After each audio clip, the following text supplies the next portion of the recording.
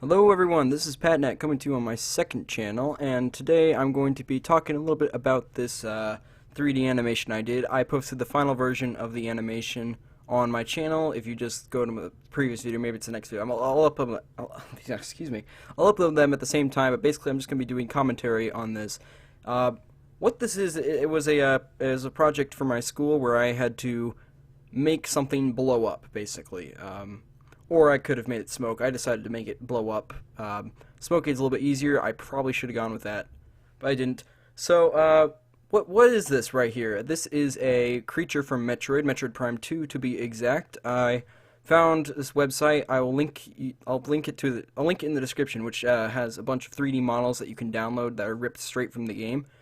Which was good because I wanted a little more stuff for Metro March anyway. So this kind of fell in my lap. So I'm basically gonna make this. What I was doing is I was going to make this alien explode. That was basically the thing. I'm not very good with skeletal animations yet, so I couldn't really make the creature move at all. Like it would look like crap if I tried to make him like react to the explosion and stuff. So I thought one thing I could do is just make it look like it's frozen inside of a freezing tank or something.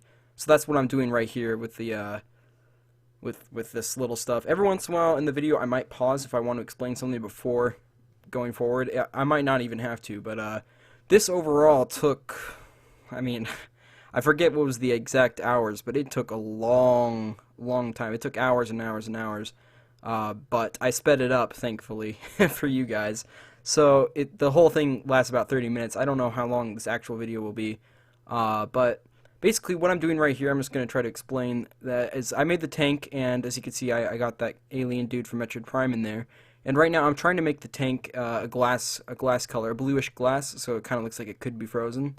And later, I add some particles to kind of help that effect. I'll just talk about that when I get there. But basically, I'm having a little bit of trouble at this point in time making it transparent on the inside, making it look like glass, mainly because there are actually two sides of the polygons. That's kind of hard to explain what I mean by that. But basically I'm trying to only select the outer polygons, not the ones on the inside, so I can make those reflective, and then I'm probably just going to, or those transparent, slightly transparent, but then make the ones on the inside just disappear completely. So the only glass you're looking through is the outer one, and I think it's just, I knew it was going to make a nicer glass color. Spoiler alert, yeah, it does, so. But, basically, I was just having a lot of trouble here selecting the right polygons because it's difficult to select stuff on the inside. I actually ended up putting a camera in there so I could switch to the camera scene, like a camera window. That way I could select all those polygons, and that seemed to work for me. Anyway, yeah, I think I just now made them completely invisible, so the only glass you'll see is the outside. I needed to have polygons there because I'm not quite at the level where I can make one-sided objects yet, hopefully in the future.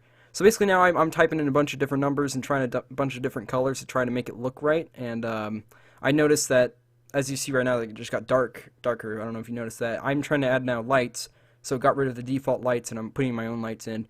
I'm really not skilled with lights yet. I should probably take like an actual class just focused on lights. The program I'm using, by the way, I forgot to mention this. Wow. The program I am using is 3ds Max, and it's by Autodesk. It's pretty well known for its video game making, not so much movies. But yeah, that's basically what I mean. I got a free version through the school because if you go to school, you can actually get a free version of this. Free high school and college, I believe, is the levels they offer it for free. So you just go to the website and punch it in if you guys want to give it a shot. But I highly recommend taking an actual class on it because it's pretty advanced stuff. I mean, you'll see even at the end of this animation, it's not even that good, but it took me hours to make. Like, that's how complex these softwares are. Anyway, Basically, I just finished adding the lights, I think. I started moving the interface for some reason. I forget why I did that. But I did this like a couple weeks ago. I haven't had a chance to record commentary until now. Um, anyway, right now, I think, yes, that's the particle system. I just now added a particle system which basically can allow little frost bits fly up inside of the cage. As you'll see in a moment. Hopefully, I render it pretty soon. I have to make sure the particles last long enough and make sure they don't go in a straight line and that kind of stuff. Yeah, okay, so what I did just there is I put on something called a deflector space warp, and I linked the particles to the object. I linked the particles to the space warp, which basically makes that the particles don't go through that object.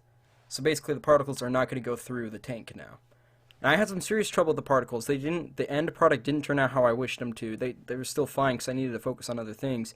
Because the whole focus of this animation is the explosion.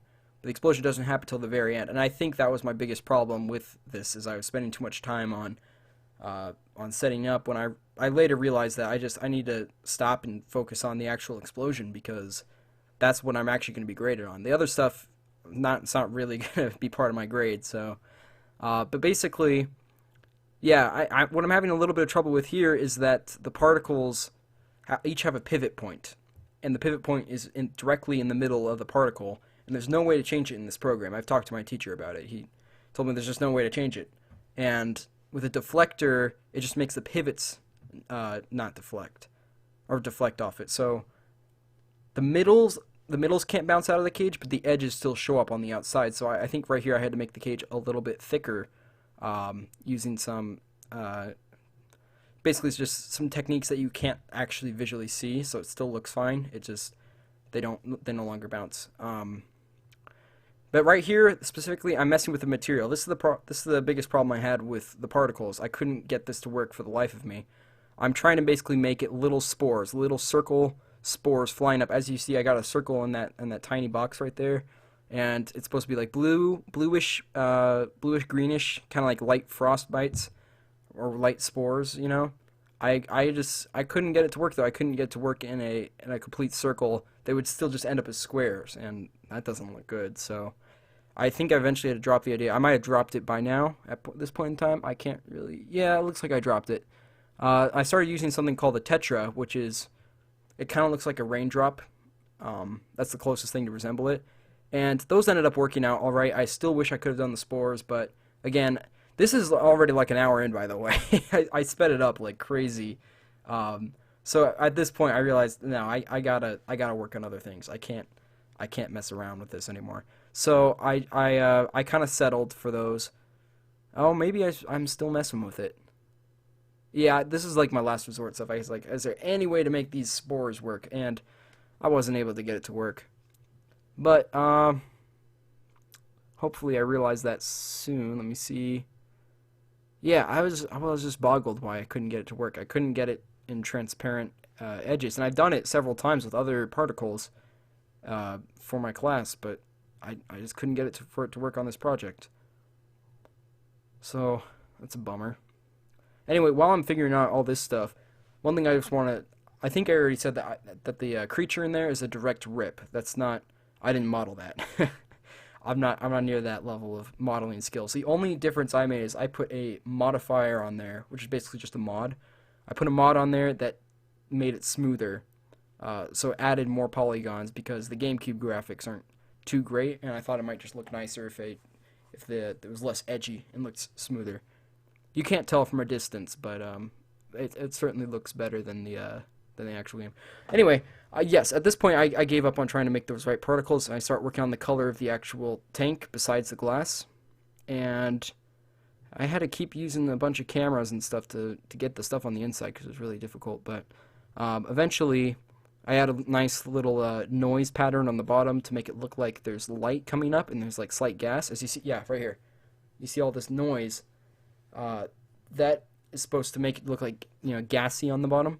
It didn't turn out too right. I had to make the size smaller, but again, now the camera, not a lot of people would be looking at the bottom anyway, so I didn't worry too much about it. But it did make it a nice material if I would have fixed it up just a little bit.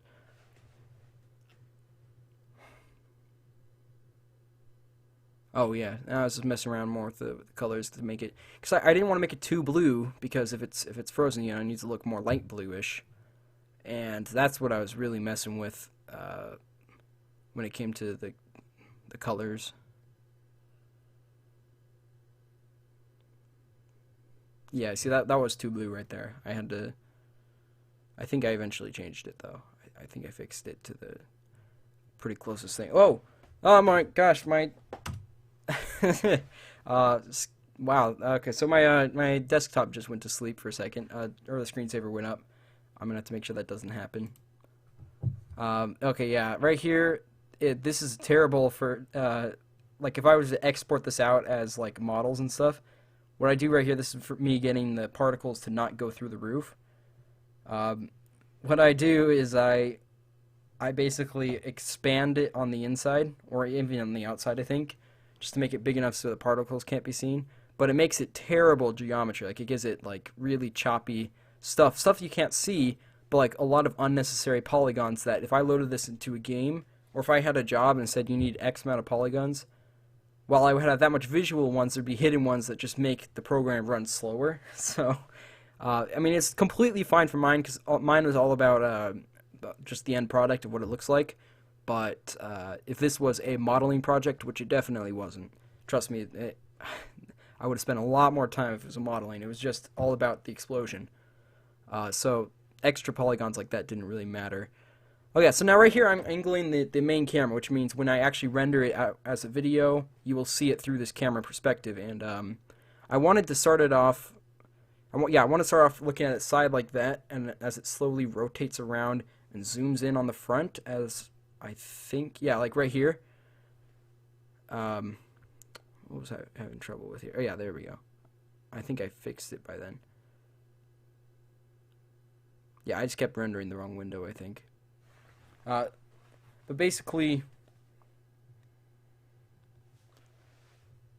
yeah, there we go. That's what I was looking for. I was trying to get that nice upfront view. And my phone just buzzed off. I'm going to pause for a second. Excuse me. I'm back. Oh yeah, so now I start having trouble because the particles are going through the mirror, and that's difficult to fix because I can't add any more polygons to the mirror with its transparency. But okay, I guess I went on from that's Samus right there without the textures, and I couldn't, because it was ripped off. It wasn't a direct 3ds Max file.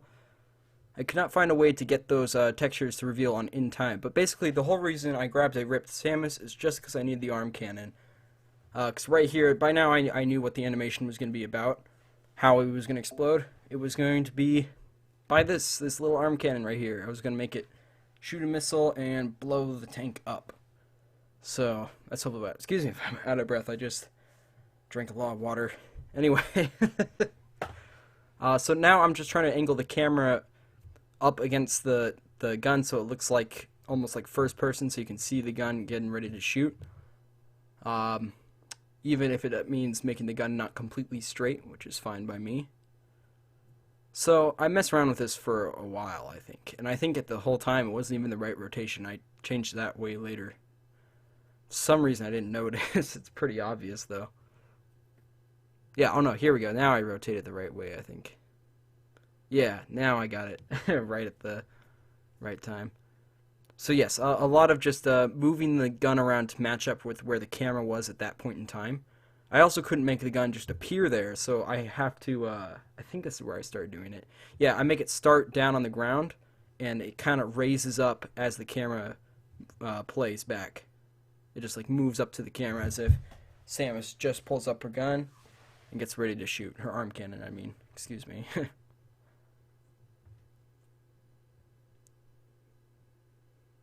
Yeah, I can still see some particles flying through the top there. I guess I hadn't fixed it yet. I know I fixed it for the end result, and I will play the end result at the end of this video, but it's also over on my channel. If this is, like, really boring, I totally understand. You can just go over and watch the end result if you'd like. But this is me just animating it, and thought it would be nice because I could get some more stuff out there for Metro March. So that's cool. Yeah, I really liked the way the camera was playing out. I liked it looking in at the guy and then slowly zooming out and seeing the arm cannon come up. It felt very fluid with the camera. I was very happy with how that turned out. It also left a nice frame of how this thing was going to explode. Like you had a very good distance of the explosion. Okay, yeah, I think right here is where I finally fixed the particles coming out of that chimney thing, the pole that's holding the tank. Now, if you notice, there's nothing on top of the pole, which looks pretty bad. And what was I doing? Oh, yeah. Oh, excuse me. Excuse me, sorry about that. Yeah, I know what I was doing here. I was trying to duplicate all those stuff to make the... Yeah, there we go. That's how I did it. I fixed it. I selected all the right polygons and expanded them. I think. Yeah, there we go. And it looks terrible on the inside. Like, if you actually look at the geometry, it's all messed up. But this wasn't a modeling project. This was an explosion project, so it didn't really matter. Yes, right now, I think right here is where I start getting really excited. Like, I think it starts looking a lot nicer right around here. I love the camera. I love the lights. I was very happy with the way it was turning out at this point. But, yes, I noticed right there the particles were actually going through the tank somehow. And what I ended up having to do, I didn't want to do this because I thought it would look cooler if they would ricochet off and stuff. But I had to make the life of the particles only long enough so they could get to the top, and then that's all. Because there was a hole in the top that they were somehow getting through. It might have been some kind of bug, or it might have had been a problem with the geometry I had there because it was really bad geometry. But, oh, excuse that. That's my phone. This is just the most professional video ever, is it not? Yeah, originally when I was making this, I was like, oh man, I could record this and put it up on my main channel, but like after like 30 minutes in, I was like, dude, this is like the most boring video ever if it's not sped up, and there's no way it's going to reach the quality to put on my own channel. So, PatNet 2, here it is. The thing that I sweep all my crap off, I sweep all the crap off my desk and put it on PatNet 2, basically. Right now, I'm not exactly sure. Oh, yes, this is a fun part right here. I started modeling a missile, the missile that would shoot out of the cannon and blow up the alien. Technically, it's called the Hunter-ing, for those of you who are wondering, from Metroid Prime 2, and it's an amazing game that you guys should try. So yeah, basically, I'm modeling a very basic missile. I'm not trying to make it look great, because as I've said many times, it's not a modeling project. I just need it to be just so that people know it's a missile, basically. That's the only thing I needed. I kind of give it the same style-ish as from Metroid Primes, from the Prime games, but it's definitely not them. There's no model for the missile. There are like very little Metroid models on that website. That's probably because Metroid's not extremely popular. But so that, I mean, I wasn't even going to do that alien at first. I was gonna probably do like Dark Samus or something like that, but there was just very few models actually ripped off. And I know modeling or ripping off models is like like really difficult to do, so I understand, but like ripping stuff from games is just hard. So I understand that there's very few things on there, but I just ended up having to settle for a Hunter-ing. And I like the Hunter-ing, and it also kind of shows some more love. It shows some of my love for the Metroid Prime 2, just because I freaking love that game. Anyway, right here, the missile's mostly done. I'm just separating it into groups so that I can color each group separately. And that's what all the red selecting is. I'm selecting polygons of different parts that are going to have different colors. Yeah, okay, so yeah, it ended up being like reddish and orange. Forget where all the colors were. But, because I remembered in Metroid Prime 1, that was kind of the colors of the missiles in Metroid Prime 1, so I wanted to have a similar style, even if the modeling was completely different, because it is pretty different. You still have those ridges, though. I don't know. It still reminded me of Metroid, but it was still just a very basic missile that I just needed in a pinch of time, so that I could make it shoot out of the arm cannon. Yeah, so right now, as you can see in the bottom left corner of the screen, I am putting the missile inside of it, or I lined it up and I made it small enough so it could fit inside. And what I end up doing is linking, I think I tried linking, but linking didn't end up working. But I think I linked the missile to the cannon so that when the cannon comes up, the missile will come up. But I believe I abandoned that process because the missile had to shoot out eventually, and I was having some trouble with animating an unlink, making something unlink during an animation. I'm sure it's possible. I'm sure there are many ways to do it. I haven't learned it, so I had to end up just moving it at the same speed as the cannon, and that still worked out fine. It just added a couple more steps that I could have avoided if I had the right knowledge. Okay, so now right here is a really fun part. I start moving the missile outside of the cannon and animating it. As I don't know if you guys could see how well you guys could see that. I'm looking at a very tiny screen, by the way, while recording this. I probably should have made it full screen. But yeah, I'm moving the missile, and I'm noticing that, like, I noticed that that the cannon was really not pointing at the center of the tank, even though that's where I wanted the missile to land. But instead of making it realistic, I decided to make it look nice. So the missile actually doesn't go in a straight line. It kind of what do you call it? Balloons. Like it goes up a little bit and goes down like a pop fly, to a mild extent, just so I could make it hit the face of the alien straight on, or the glass of where it is, and because it ended up looking nice, and it wouldn't look nice if I made the arm cannon straight, because then the camera wouldn't have a good view of it. So it was a sacrifice I had to make that ended up making it look nicer. So that's good. It's very good. It's all about the looks in this project, like all that geometry and stuff. If I did that for a job, like the messed up geometry, I would get fired for sure. Or even the missile thing, like they'd be like, dude, this is messed up. But it's all about the explosion. So I got lucky here. And I was trying different ways to make the explosion happen, because there's a couple different ways you can do that. I ended up using what they call a P array, and it basically can make any object explode and explode into fragments of the object. It's basically, yeah, you can see the part of the explosion there. You got like red pieces flying everywhere. The material isn't yet the same material as the missile, or like the colors aren't the same, basically. But as you can see, something is definitely exploding, and I made it into object fragments, which means actual pieces will explode. Yeah, there's a very nice shot of the explosion happening. I'm making it have a little bit more of an explosion feel. Look at that. That looks awesome. It looks nicer. Ah, darn it. Display. Okay. I gotta remember to move my mouse every once in a while. But yeah, so a lot of adjustments are being made to the explosion right now. I end up having two explosions, because one explosion is the missile exploding, then the other explosion is the tank exploding. And now, I don't know if you guys just saw, there's like a little graphs with like blue lines. Yeah, right here.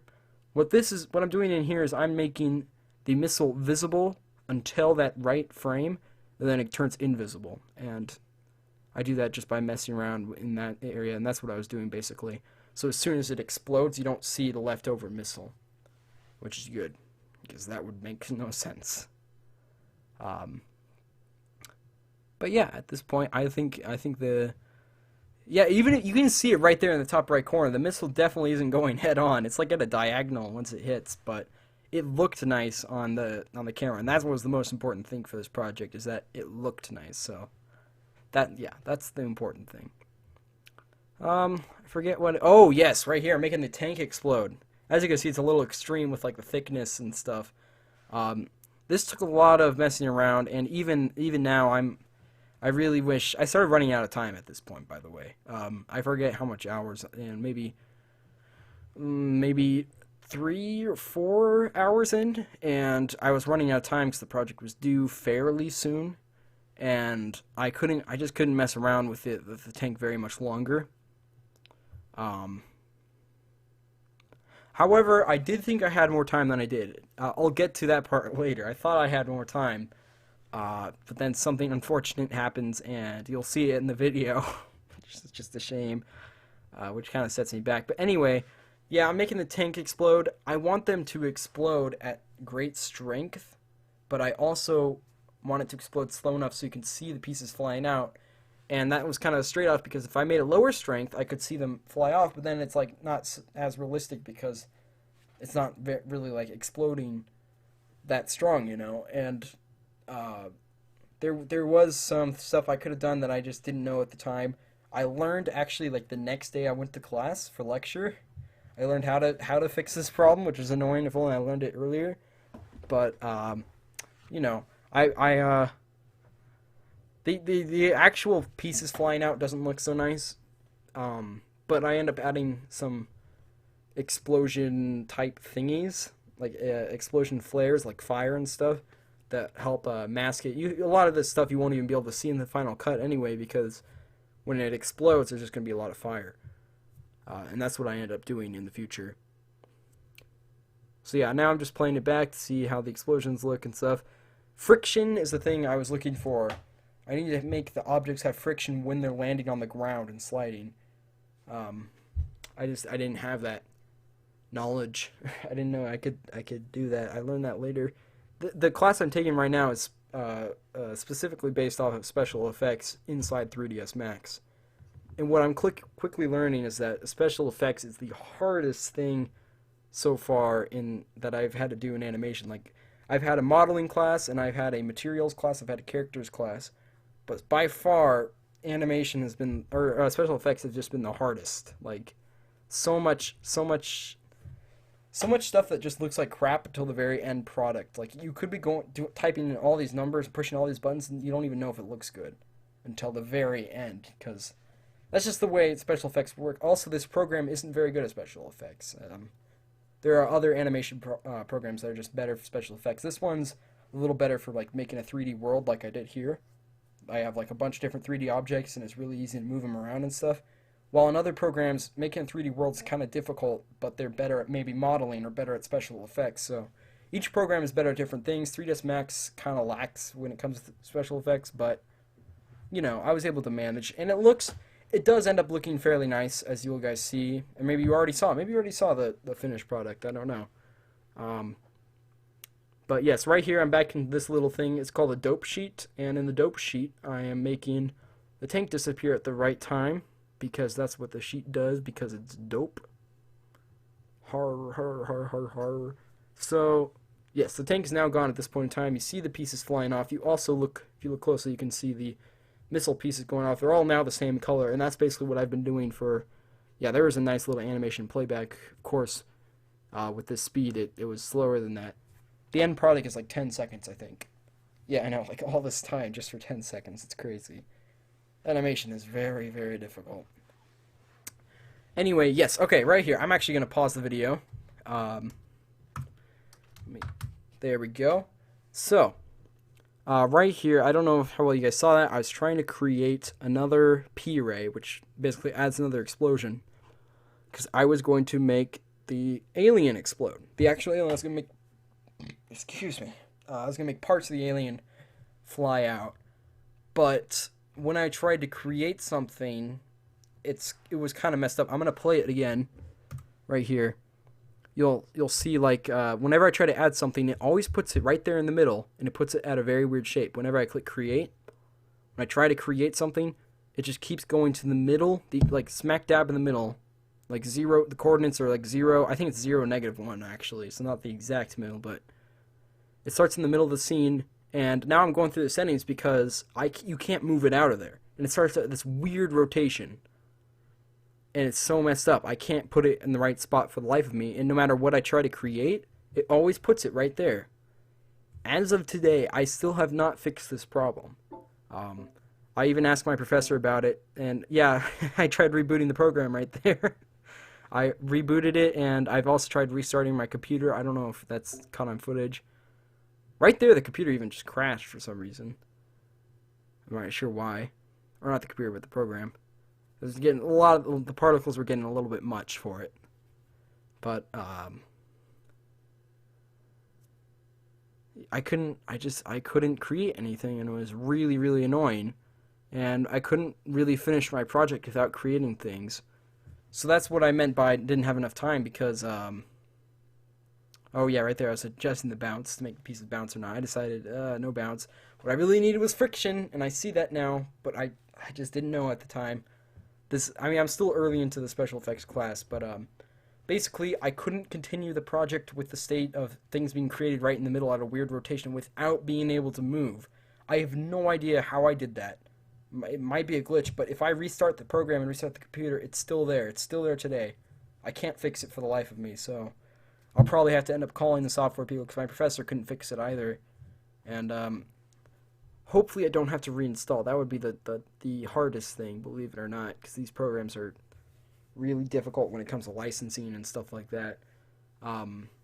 Like I said, I got the student license, so I have it for free, but it's well, what happened here? Why isn't anything moving? Yeah, right now I think I'm just looking it up online, trying to find stuff about it. Anyway, I think I'm just gonna cut the video here because there's nothing much cooler after that except for the actual animation, which I will play directly after this. I'll cut it after that, basically. What I ended up having to do though is I had to go into during the class. They have computers in the class that I can work on, and we have like lab time where we can just spend hours, a couple like 1 or 2 hours working on our projects. So I mean I had the software at home and I was like, oh man, I still got all the time. I got like over the weekend and stuff to work on it, and I was working on it over the weekend.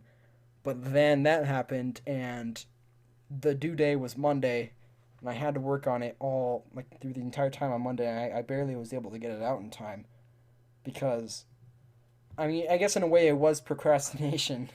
But I mean, I have the software at home, and I was working on it, and I could have been sure I had enough time, but then the glitch happened. So, oh well.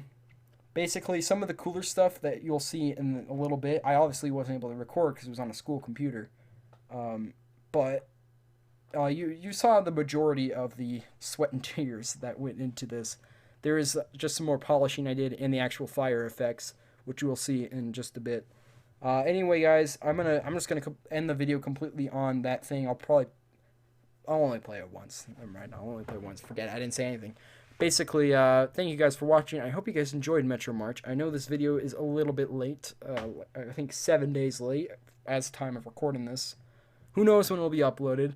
But again, I hope you guys enjoyed because I know I did. I had a lot of fun. Hopefully you guys played a Metroid game at some point during the month. I know I played quite a few because I love Metroid.